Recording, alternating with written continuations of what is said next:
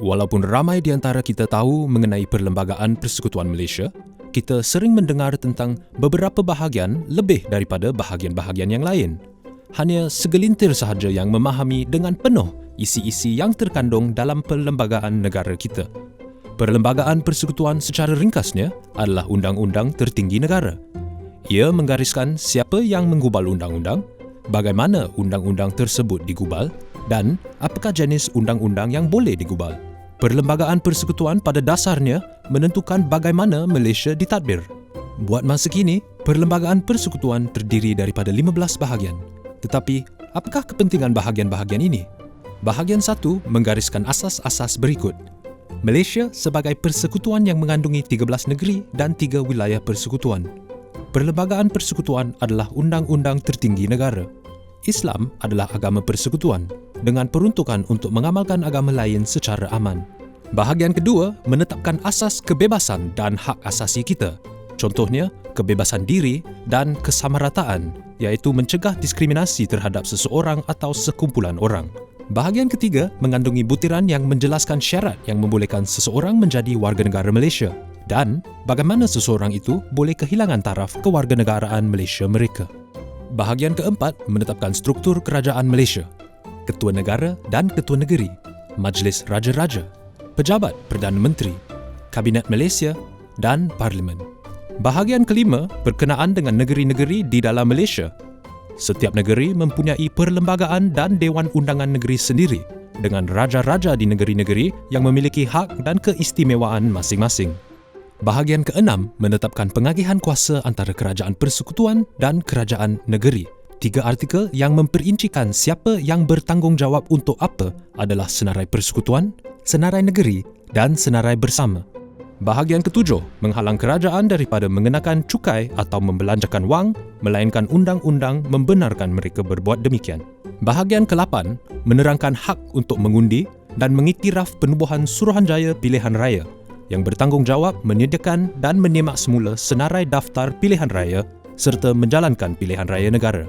Bahagian ke-9 mengiktiraf sistem mahkamah. Ia membutirkan apa yang boleh dan tidak boleh diputuskan oleh mahkamah ini. Ia juga mengendalikan pelantikan hakim. Bahagian ke-10 menetapkan pelantikan perkhidmatan awam. Bahagian ini meliputi semua penjawat awam yang bekerja di peringkat negeri dan persekutuan kerajaan seperti polis, angkatan tentera, peguam negara dan juga guru-guru. Bahagian ke-11 memberikan Parlimen kuasa untuk meluluskan undang-undang yang mungkin bertentangan dengan Perlembagaan Persekutuan atas sebab-sebab keselamatan awam. Bahagian ke-12 menggariskan bahasa Melayu sebagai bahasa kebangsaan serta tanggungjawab yang di Pertuan Agong untuk melindungi kedudukan istimewa orang Melayu, anak jati Sabah dan Sarawak dan kepentingan sah komuniti lain.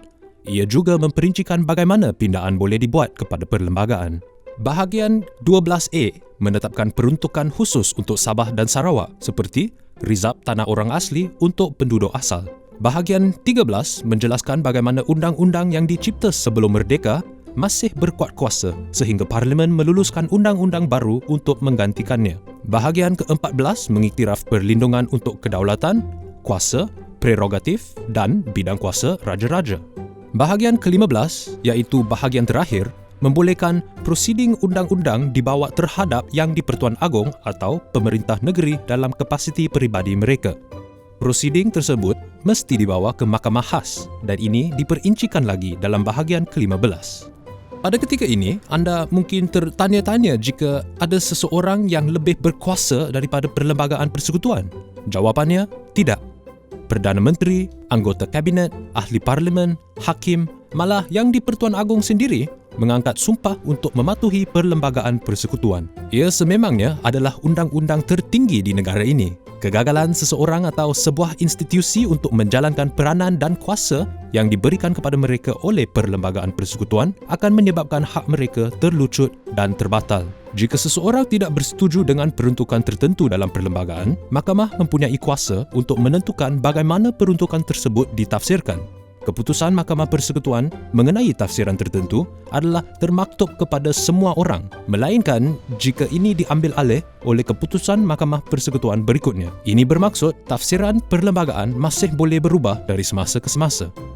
Jadi, bolehkah pindaan dibuat kepada bahagian-bahagian perlembagaan? Jawapan yang mudah adalah ya. Perkara 159 membolehkan pindaan kepada perlembagaan untuk dibuat dan memperincikan bagaimana pindaan perlembagaan boleh dibuat. Rang undang-undang pindaan perlembagaan mesti diluluskan tidak kurang daripada 2/3 ahli-ahli Dewan Rakyat dan Dewan Negara. Contoh baru-baru ini ialah pindaan had umur mengundi daripada 21 kepada 18 tahun. Kadangkala ada peruntukan tertentu yang mungkin memerlukan persetujuan tambahan daripada Majlis Raja-Raja ataupun Gubernur Sabah dan Sarawak. Ada juga beberapa pindaan yang hanya memerlukan majoriti mudah. Fakta bonus untuk anda, Perlembagaan Amerika Syarikat telah dipinda sebanyak 27 kali sejak diratifikasi pada tahun 1789. Ia berbanding Perlembagaan Malaysia yang agak muda dan telah dipinda sebanyak 57 kali setakat tahun 2017.